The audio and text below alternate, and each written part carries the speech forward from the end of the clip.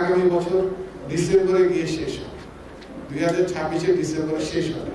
কিন্তু আমাদের যারা অফিসার আছেন তারা খুবই আন্তরিকভাবে চেষ্টা করছেন। আমি মনে করি যে এখানে বড় একটা দেশপ্রেমিক অফিসারদের দল কাজ করছে। আপনারা আমার কথা বিশ্বাস করতে পারেন, আমি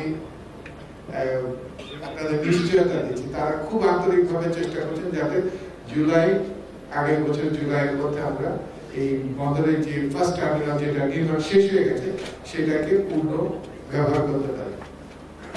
এটা 650 মিটার, এই একটা সিঙ্গেল টার্মিনাল হিসেবে এটা বাংলাদেশের সবচেয়ে দীর্ঘ টার্মিনাল। আর আমাদের যে ল্যান্ড যতগুলো টার্মিনাল আছে সেগুলো হয়ে যাবে, টোটাল লেন্থ হলো 9.4 কিলোমিটার।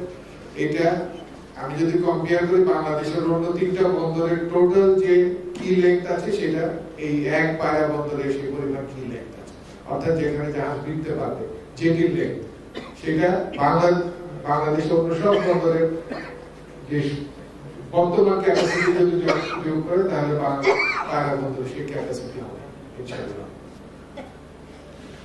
আমাদের এখানে হতাশ হওয়ার কিছু নাই।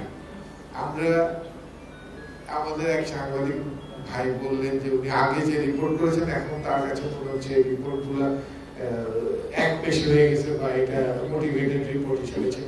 আমিও বলবো যে এটা হয়তো কিছুটা সত্য, কারণ আমাদের সবসময় আগ বাড়ায় একটা কথা বলার আমাদের স্বভাব আছে, এটা বাঙালি স্বভাব। যেটা আমি করতে পারবো না সেটা আমি বলে ফেলি, কিন্তু আমরা আজকে যেটা আপনাদেরকে বলেছি এই জিনিসগুলো যেটা আমরা ফোর্সি করতেছি যে আগামী 1 বছরের মধ্যে আমরা করতে সক্ষম হব, এই জিনিসগুলো আজকে পার্টিকুলারলি বলা হয়েছে আপনাদেরকে। আপনারা যদি এই আজকে যে সভা পরে হেঁটে দেখেন, এখানে আমাদের জেটি তৈরি, আমাদের সিএফএস শেপ তৈরি, ইকুইপমেন্ট গুলো কন্ট্রাক্ট হয়ে গেছে। এখন হ্যান্ডলিং করার মতো ইকুইপমেন্ট আমাদের আছে। একমাত্র জিনিস যেটা আমাদের করতে হবে সেটা হলো ড্রেজিং। এখন একটা অনেকে খুব দাবি করছেন যে এখনই ড্রেজিং করতে হবে, কিন্তু আমি আগে যে ভুল করেছি এই ভুল আমি আবার করতে চাই। আমি ড্রেজিং তখনই করবো যখন আমার অন্যান্য ফ্যাসিলিটিস গুলো তৈরি হবে, সেই লক্ষ্যমাত্রা ধরে আমি ড্রেজিং করব। তবে এই সরকার অত্যন্ত, আমি বলবো যে অত্যন্ত সহানুভূতিশীল বন্দরের প্রতি। আপনারা মিডিয়ায় অনেক কিছু দেখবেন, কিন্তু আমাদের বড় বড় অনেকগুলো প্রজেক্ট সরকারের কাছে আছে। রিসেন্টলি একটা পাস হয়েছে এবং আরেকটা যেটা ড্রেজিং এর সেটা এখন আমাদের যেটা হাইয়েস্ট এই ধরনের প্রজেক্টগুলো পাস করে আপনারা জানেন ইসিএনইসি একনেক বলে, সেটা ঠিক আগে প্রি একনেক যেটা সেটা অলরেডি পার হয়ে গেছে। এখন এটা একনেক ওঠার অপেক্ষা, ইনশাআল্লাহ এটা হয়ে যাবে।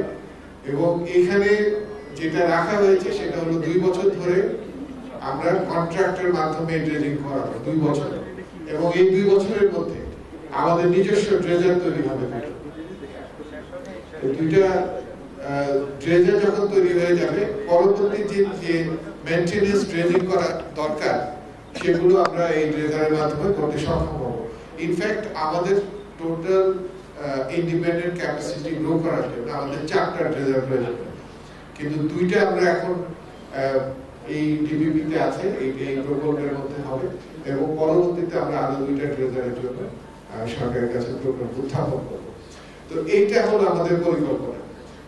এবং কেন আমরা নিজস্ব ড্রেজারে যাচ্ছি, আমাদের ইন্ডিয়া যখন প্রেজেন্টেশন দিয়েছেন সেখানে উনি দেখিয়েছেন যে কিভাবে ড্রেজিং কস্টটা আমরা কমিয়ে নিয়ে আসছি, এবং নিজস্ব সক্ষমতা যখন তৈরি হবে ডেফিনেটলি এটা আমাদের সবচেয়ে কম দামের মধ্যে ড্রেজিং